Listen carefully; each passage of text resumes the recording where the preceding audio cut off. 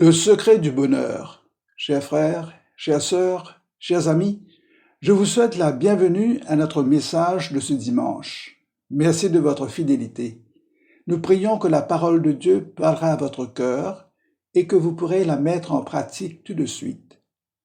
Aujourd'hui, nous regarderons ensemble un des psaumes les plus connus, le psaume 1er. Voici le résumé du message. Le secret du bonheur pour l'humanité, pour les hommes comme pour les femmes et nos enfants, c'est de vivre selon le manuel de vie que notre Créateur nous a donné. Ce manuel s'appelle la parole de Dieu, la Bible. Il y a deux types d'hommes, deux voies qui mènent à deux destinées opposées, deux catégories de personnes, les méchants et les justes. Le choix nous est offert d'être dans l'une des deux catégories, avec en perspective le résultat de notre choix. Pour développer ce thème, le secret du bonheur et l'importance de suivre notre manuel de vie, selon que Dieu nous l'a transmis, je vous propose une comparaison. Nous allons prendre comme exemple les appareils électroménagers. Avec la technologie, il est normal que les dames, et les hommes d'ailleurs, aiment tous les appareils qui peuvent les aider à bien faire leur travail, que ce soit pour faire la cuisine ou pour faire la lessive. Il est normal que les dames veuillent rendre leur tâche le moins dure possible, d'où l'utilité des appareils électroménagers. Bien sûr, ces appareils sont si pratiques et très utiles quand ils fonctionnent. Mais quelle frustration quand ces appareils ne fonctionnent pas. Il faut alors avoir recours à un réparateur ou autre électricien. Et l'électricien va demander le manuel technique pour bien comprendre le fonctionnement de l'appareil. En effet, tout appareil électroménager a un concepteur, un ingénieur et un fabricant, quelle que soit la marque. Et tous les fabricants veulent que les appareils fonctionnent à la satisfaction des acheteurs. Donc, chaque appareil se vend avec son manuel présenté dans plusieurs langues.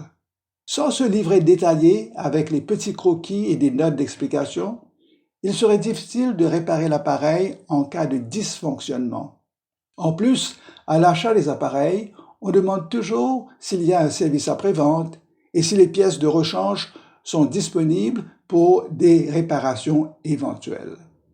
Chers amis, le point que je veux faire est le suivant. Je ne connais aucun concepteur ni fabricant qui ne sera pas profondément peiné d'apprendre que l'appareil qu'il a mis au point ne fonctionne pas. Il va tout faire pour nous donner satisfaction, quitte à remplacer l'appareil en nous en remettant un neuf. Chers amis, si pour un appareil électroménager, éventuellement destiné à la casse, le manuel du fabricant est si important, à plus forte raison, pour nous, créatures de Dieu, le manuel de vie qui a été mis à notre disposition doit être lu, connu et suivi. Bien plus, notre Créateur n'est-il pas plus sensible que le fabricant des appareils électroménagers? Chers amis, Dieu ne peut vouloir notre échec. Il est profondément attristé quand nous sommes privés de sa gloire.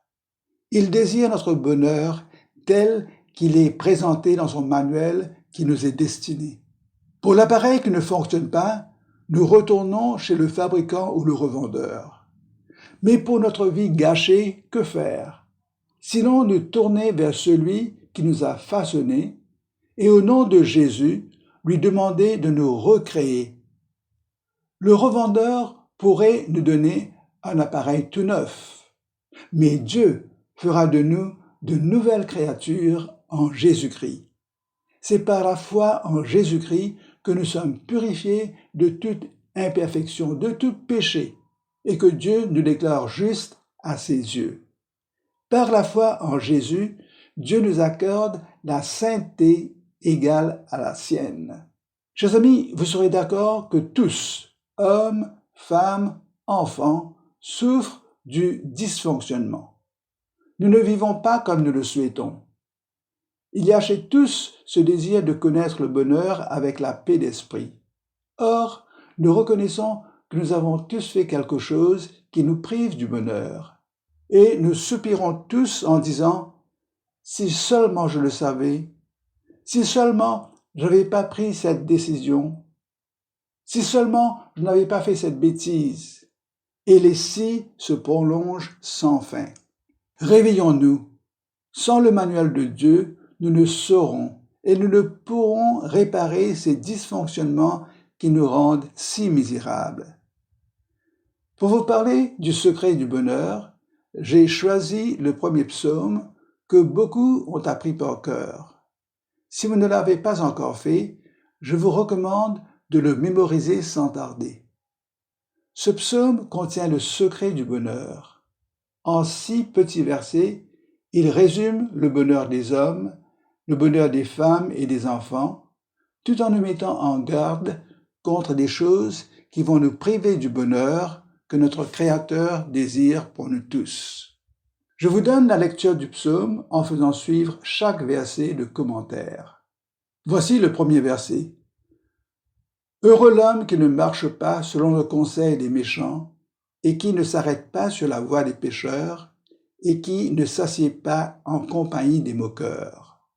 Le mot hébreu, esser, est ici traduit heureux ou béni, et il contient l'idée de bonheur, de satisfaction profonde et de joie dans le Seigneur. Cette satisfaction, cette joie, ce bonheur ne vient pas des circonstances, mais ce bonheur vient exclusivement d'une relation personnelle avec le Seigneur Jésus-Christ. Esser est une forme du mot hébreu assar, qui dans sa racine signifie être droit, avoir raison. Donc, heureux ou béni parle du bonheur, de la béatitude, du contentement dans la vie de l'homme ou de la femme qui est juste et droite devant Dieu. L'homme juste sera comme un homme béni, un homme heureux. Et béni signifie suprêmement heureux ou épanoui. En fait, en hébreu, le mot est au pluriel et il désigne soit une multiplicité, soit une intensité de bénédiction. Ce verset ne dit pas « heureux soit le roi, béni soit l'érudit, béni soit le riche », mais il dit « heureux soit l'homme ». Cette béatitude est accessible aux pauvres, aux oubliés et aux obscurs. Normalement, en parlant de bénédiction, nous disons des choses positives. Mais ce psaume nous dit que la bénédiction vient en évitant des choses. Le psaume commence avec une partie négative en mentionnant 3 choses, 3 actions à ne pas faire si nous voulons être bénis de Dieu. Nous allons commencer par la partie négative, les choses à ne pas faire, les choses à éviter. On peut qualifier cette partie négative comme la peur des méchants ou le sort des pécheurs qui décident de donner le dos à Dieu et qui refusent de l'écouter, lui qui est leur créateur. L'homme juste et l'homme impie sont différents dans leur façon de penser et de se comporter. Voici les 3 actions à éviter. Premièrement, marcher d'après le conseil des méchants, c'est-à-dire vivre en suivant ce que disent, ce que conseillent ceux qui sont en rébellion contre Dieu. L'homme heureux va rejeter le conseil du méchant et sa mentalité. Les impies, c'est-à-dire ceux qui n'aiment pas Dieu, ont un conseil, et le juste n'y marche pas. Avec tous les conseils qui nous proviennent de tant de sources différentes, le juste sait comment rester à l'écart des conseils des impies. Premièrement, cela signifie que l'homme juste sait discerner le conseil des impies. Beaucoup échouent à ce stade. Ils ne considèrent même pas si le conseil est pieux ou impie. Ils entendent des conseils sans se demander est-ce un bon conseil ou un mauvais conseil. L'homme devenu juste par la foi en Jésus a l'intelligence et le discernement de Dieu pour savoir qu'un conseil déshonore Dieu.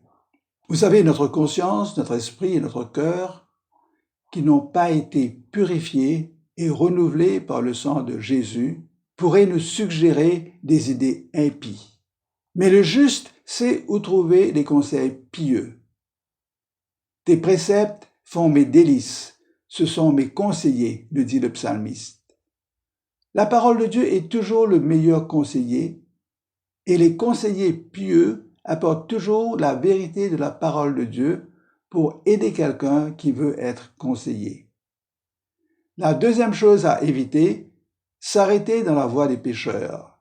S'arrêter présuppose le temps qu'on se donne pour réfléchir, ensuite pour s'engager dans le mauvais chemin, le chemin qu'empruntent ceux qui se préparent à se livrer à quelque action qui est contre le plan de Dieu, contre le cœur de Dieu. Les pécheurs ont un chemin où ils se tiennent, et l'homme juste sait qu'il ne doit pas emprunter ce chemin.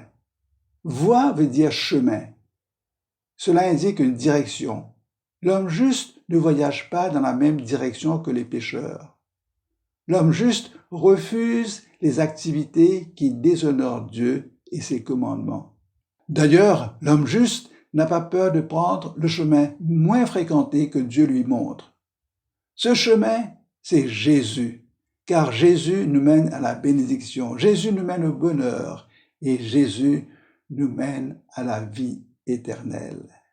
Entrez par la porte étroite, car large est la porte, spacieux est le chemin qui mène à la perdition, et il y en a beaucoup qui entrent par là.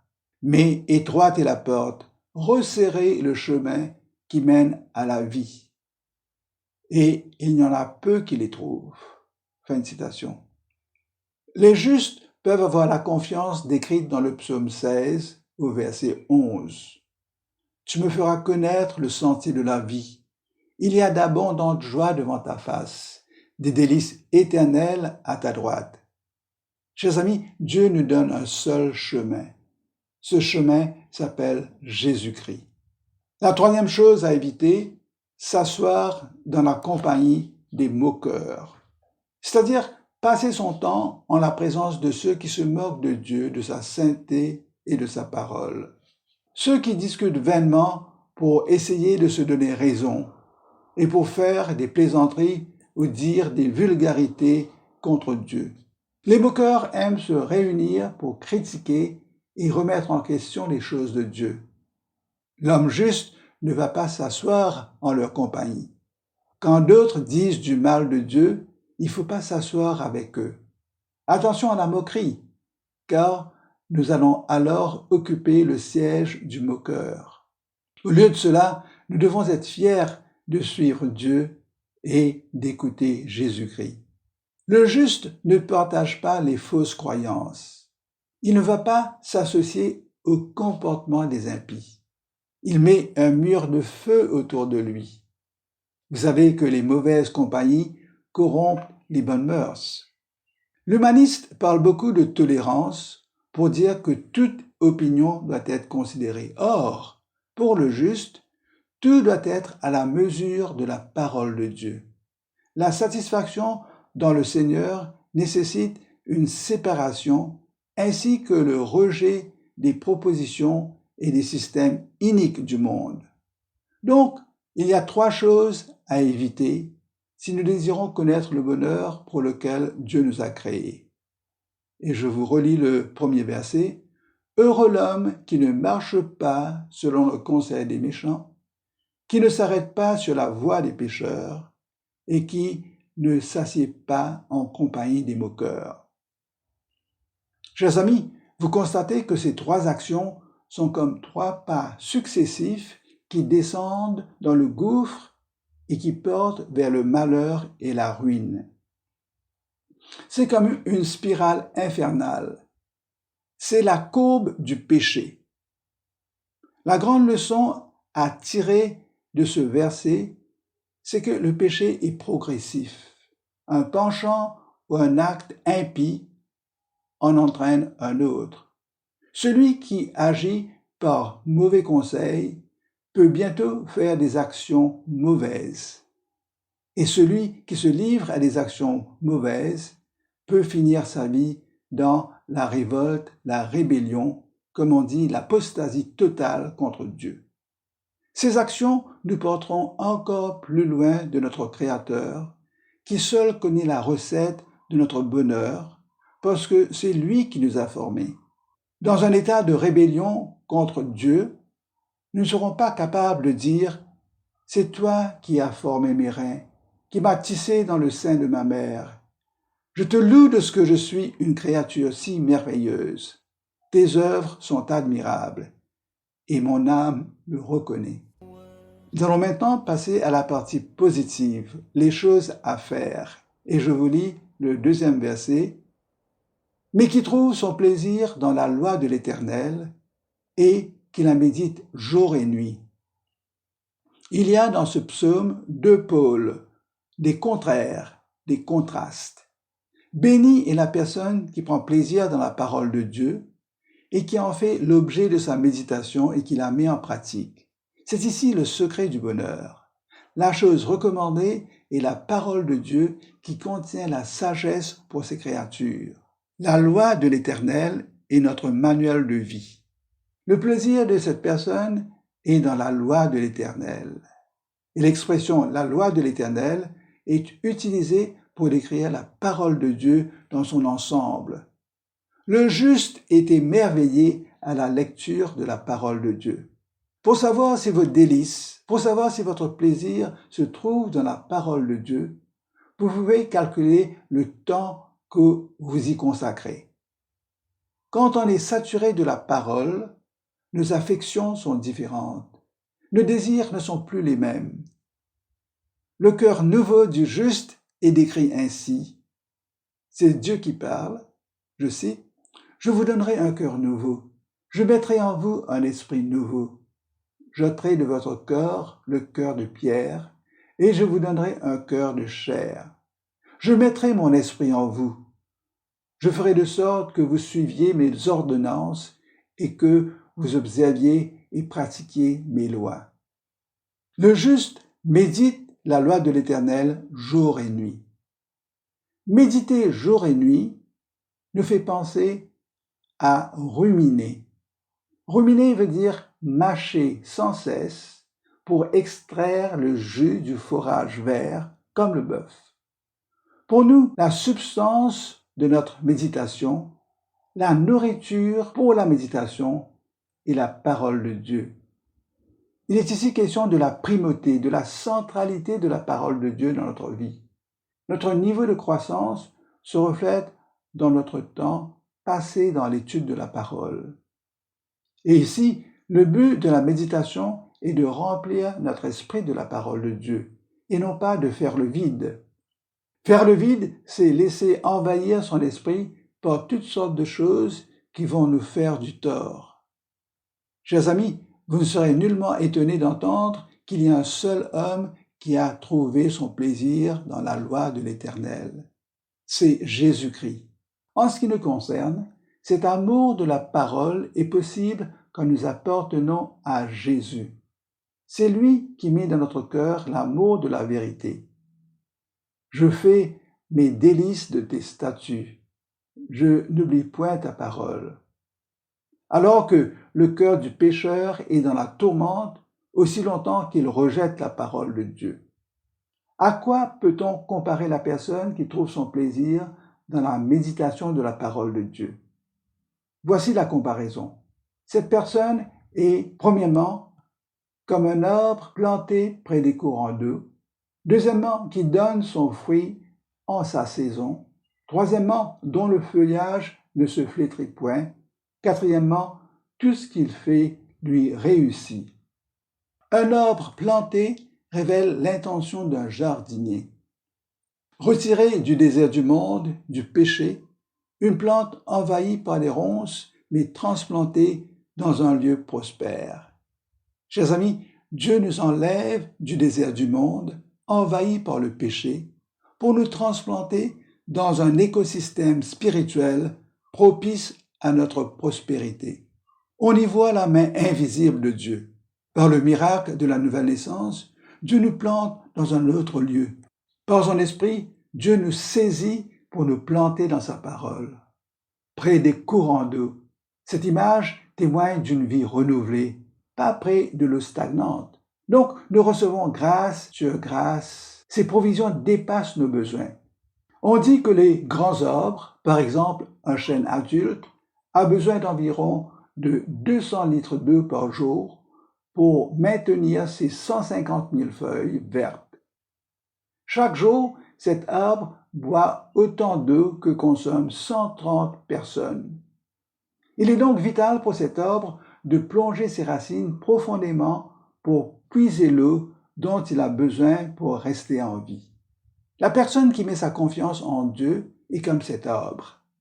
Planté près d'un courant d'eau, ses racines ne manquent jamais de nourriture essentielle. L'homme dont le cœur est planté dans la parole de Dieu n'aura jamais soif. Tout comme l'arbre qui a toujours dans son tronc la sève pour garder ses feuilles, pour garder ses fleurs et pour porter ses fruits, la personne plantée dans la parole jouit d'une bonne santé spirituelle. Elle porte du fruit pour le Seigneur. Aussi, la chaleur ne peut nuire à cet arbre. De la même manière, les adversités et les difficultés de la vie ne pourront pas faire du tort à cette personne. Il porte des fruits selon les besoins ou la saison. Ce sont les fruits de la sainteté. Les feuilles brunes et flétries sont des signes de la sécheresse et de la mort. L'homme juste ne donne pas ces signes de sécheresse et de mort. Au contraire, ses feuilles sont vertes et vivantes, des signes de sa vitalité dans une relation vivifiante avec le Seigneur. Nous apprécions tous la vue d'un bel arbre majestueux qui porte fièrement ses branches et une grosse foison de feuilles avec une abondance de fruits. La prochaine fois que vous verrez un tel arbre, vous allez vous souvenir que c'est l'image de la sainteté et de la santé spirituelle, de l'épanouissement que Dieu a mis dans sa parole pour vous décrire. Le point final de cette comparaison est la réussite de cette personne. Tout ce qu'il fait lui réussit. Il ne se dessèche pas. Il est toujours verdoyant. Les bénédictions sont des bénédictions internes, profondes, inconnues des méchants et qui transcendent le succès matériel. Chers amis, est-ce votre vie que ce psaume décrit? Si vous êtes né de nouveau, votre réponse sera oui. Êtes-vous séparé du monde, profondément enraciné dans les courants d'eau? C'est le profil de celui et de celle qui a cru en Jésus-Christ. Voilà le challenge que la foi en Jésus nous permettra de relever. Jésus nous donne une soif de la parole de la vérité, de sa parole, car sa parole est la vérité. Et Jésus se charge de notre réussite spirituelle. C'est le profil du vrai croyant qui se laisse saturer par la parole de Dieu. Nous passons au troisième point. Quels sont les résultats pour ces deux catégories de personnes? Abordons premièrement les méchants. Le psaume nous dit au verset 4, « Il n'en est pas ainsi des méchants. Ils sont comme la paille que le vent dissipe. » Le méchant, c'est celui qui ne s'est pas tourné vers Dieu en plaçant sa confiance en Jésus. Donc, il ne possède pas la vie de Jésus. Ses pensées et ses désirs sont contre Dieu. Il peut bien sûr afficher une apparence de succès, mais c'est une fausse impression. Pas de fruits, pas de verdure, pas de succès authentique, nous dit le texte. Il n'en est pas ainsi pour les méchants, car il n'est pas comme celui qui est béni. Les conseils, les voies, la compagnie des méchants sont décrites dans le premier verset. Les méchants ne vont pas connaître le bonheur spirituel. Sur le plan moral, ils ne pèsent pas lourd aux yeux de Dieu. Ils sont comme la paille que le vent emporte et dont on ne verra plus la trace. Ils ne sont pas comme un arbre, mais comme de la paille. Chers amis, vous êtes très familiers avec la paille de la canne, surtout en cette saison de coupe. Quand je vois passer un camion avec son chargement de paille, je dis que tout est pour la bagasse, propre pour être brûlé et réduit en cendres. Ainsi sont ceux qui ne se soucient pas de Dieu et qui n'obéissent pas à la parole de Jésus-Christ. Ils sont vides, sans valeur, ils n'ont pas de poids spirituel. Et au verset 5 du psaume, nous lisons « C'est pourquoi les méchants ne résistent pas au jour du jugement, ni les pécheurs dans l'assemblée des justes. » Qu'on se rende compte ou pas, qu'on l'accepte ou pas, il y aura un jour où les méchants seront jugés. Tous ceux qui rejettent Jésus-Christ comparaîtront devant le trône du jugement. Écoutons ce que dit l'apôtre Paul aux Grecs incrédules à Athènes lors de sa visite dans cette ville. Et je cite, « Dieu, sans tenir compte des temps d'ignorance, annonce maintenant à tous les hommes, en tout lieu, qu'ils aient à se repentir, parce qu'il a fixé un jour où il jugera le monde selon la justice par l'homme qu'il a désigné, ce dont il a donné à tous une preuve certaine en le ressuscitant des morts. » Fin de citation. Dieu va juger le monde selon la parole de Jésus-Christ ressuscité des morts. Les philosophes grecs de l'époque se sont moqués de Paul quand il a parlé du jugement, tout comme ces méchants qui se mettent dans la compagnie des moqueurs. Les méchants ne pourront pas résister à la sainteté de Dieu le jour de leur jugement. Et l'Apocalypse parle du jugement dernier. Les méchants seront jetés dans les temps de feu. Pourquoi le jugement? Parce que la parole nous dit que c'est seulement quand nous sommes purifiés par le sang de Jésus et que son sang agit comme un bouclier contre le jugement de Dieu, que nous serons sauvés de la punition éternelle à cause de nos péchés. La résistance contre la destruction spirituelle éternelle est assurée par le sang de Jésus versé à la croix du Calvaire. Deuxièmement, comme les pécheurs ont une préférence pour le mal, ils ne seront pas à l'aise dans la sainte présence de Dieu et de tous ceux qui ont été déclarés justes et sanctifiés par le sang de Jésus. Comme dit le psalmiste, les pécheurs ne seront pas dans l'assemblée des justes. Ce serait un paradoxe, quelque chose d'inimaginable. Donc, le résultat final pour les pécheurs, la voie des pécheurs mène à la ruine, une fin tragique d'où il n'y aura pas de restauration possible. Ce sera pour eux une mort spirituelle éternelle dans les temps de feu. Mais quelle est la fin des justes? Vous savez, les justes n'ont pas de pureté personnelle et ils n'ont pas mérité cette pureté. Purement par la foi, ils sont recouverts de la sainteté des justes. Ils sont déclarés justes par la foi en Jésus parce qu'ils ont cru à sa parole. Et le psalmiste dit, « Car l'Éternel connaît la voie des justes. » Pour les justes, ce sera la délivrance du mal, ce sera la prospérité et le bonheur dans la présence de Dieu. Ce sera l'épanouissement et la béatitude en Christ. C'est pour cette raison que l'Éternel connaît la voie des justes, car la voie des justes, c'est la voie que Jésus a déjà tracée pour eux. Chers amis, le secret du bonheur est révélé à ceux et à celles qui le recherchent maintenant. Le bonheur se trouve en Christ. Nous lisons que tous les trésors de la sagesse et de la science sont en Christ. Jésus-Christ a été envoyé par Dieu pour que nous trouvions le bonheur d'être délivrés de nos péchés et que nous jouissions du bonheur éternel. Écoutez ces paroles messianiques concernant Jésus. Et je cite, « Un héritage délicieux m'est échu, une belle possession m'est accordée. Je bénis l'Éternel, mon conseiller. La nuit même, mon cœur m'exhorte. J'ai constamment l'Éternel sous mes yeux. Quand il est à ma droite, je ne chancelle pas. Aussi mon cœur est dans la joie, mon esprit dans l'allégresse, et mon corps repose en sécurité. Car tu ne livreras pas mon âme au séjour des morts, tu ne permettras pas que ton bien-aimé voie la corruption. Tu me feras connaître le sentier de la vie, Il y a d'abondantes joies devant ta face, des délices éternelles à ta droite. Fin de citation. Le psalmiste avait prophétisé ces paroles concernant Jésus. Et maintenant, notre appartenance à Christ nous réserve les mêmes délices.